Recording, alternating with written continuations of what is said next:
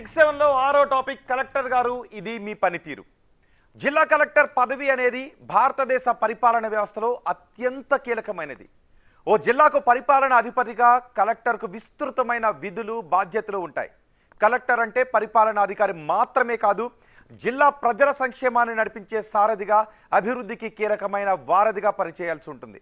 మరి వరంగల్ కలెక్టర్ సత్యశారదాదేవి పనితీరు ఎలా ఉంది? వరంగల్ జిల్లాపై ఆమె చూపించిన మార్క్ ఏంటి?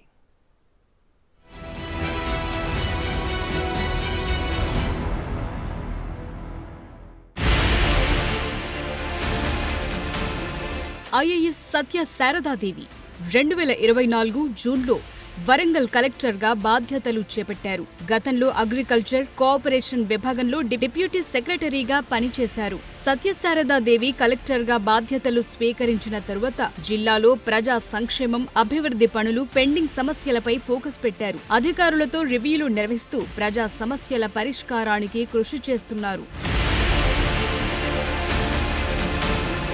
కలెక్టర్గా బాధ్యతలు చేపట్టిన నాటి నుంచి సత్యశారదాదేవి ప్రభుత్వ కార్యక్రమాల్లో చురుగ్గా పాల్గొంటున్నారు. అర్హులైన లబ్ధిదారులకు మాత్రమే సంక్షేమ పథకాలు అమలయ్యేలా జాగ్రత్తలు తీసుకుంటున్నారు. వరంగల్ ఎంజీఎం ఆసుపత్రిని తరచుగా తనిఖీలు చేస్తూ విధుల పట్ల నిర్లక్ష్యంగా వ్యవహరించే వైద్యులు, అధికారులపై కఠినంగా వ్యవహరిస్తున్నారు. ప్రజలకు మెరుగైన వైద్య సేవలందేలా చర్యలు తీసుకున్నారు. ముఖ్యంగా ధాన్యం కొనుగోళ్లపై దృష్టి సారించి రైతుల సమస్యల్ని అడిగి తెలుసుకున్నారు. మిల్లర్లు అధిక కోతలు విధిస్తే కఠిన చర్యలు తప్పవని హెచ్చరించారు. జిల్లాలో అన్ని ప్రభుత్వ సంక్షేమ హాస్టళ్లను తనిఖీ చేశారు. విద్యార్థులకు నాణ్యమైన విద్యను బోధించాలని, వసతి సౌకర్యాల విషయంలో నిర్లక్ష్యం తగదని సంబంధిత అధికారులను ఆదేశించారు.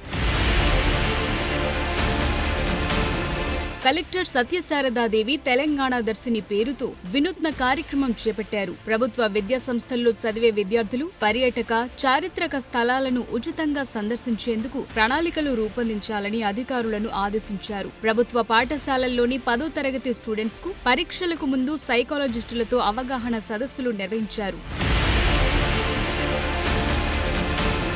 కలెక్టర్ ప్రజలకు అందుబాటులో ఉంటూ వారి సమస్యలను వింటున్నారని తెలుస్తోంది. ధాన్యం కొనుగోలు కేంద్రాలను స్వయంగా సందర్శించి అక్కడి రైతులతో నేరుగా మాట్లాడి వారు ఎదుర్కొంటున్న సమస్యలను అడిగి తెలుసుకున్నారు. భూభారతి చట్టంపై రైతులకు అవగాహన కల్పించారు. ప్రభుత్వ హాస్టళ్లను ఆకస్మికంగా తనిఖీ చేసి విద్యార్థులతో కలిసి భోజనం చేశారు. వారికి అందిస్తోన్న ఆహారం నాణ్యతను పరిశీలించారు. విద్యార్థుల సమస్యల్ని ప్రత్యక్షంగా తెలుసుకుని వారిలో ఆత్మవిశ్వాసం నింపారు.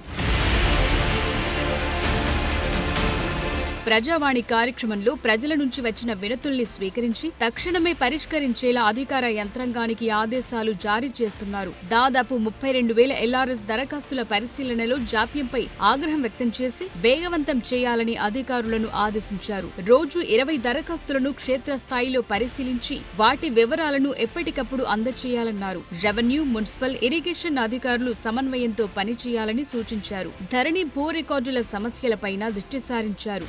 గ్రీవెన్స్ దరఖాస్తులు కూడా పెండింగ్ లో లేకుండా చూడాలంటున్నారు. ఈ చర్యలన్నీ ఫైళ్ల క్లియరెన్స్ విషయంలో కలెక్టర్ వేగవంతమైన, పారదర్శకమైన విధానాన్ని ప్రోత్సహిస్తున్నారని చర్చ జరుగుతోంది.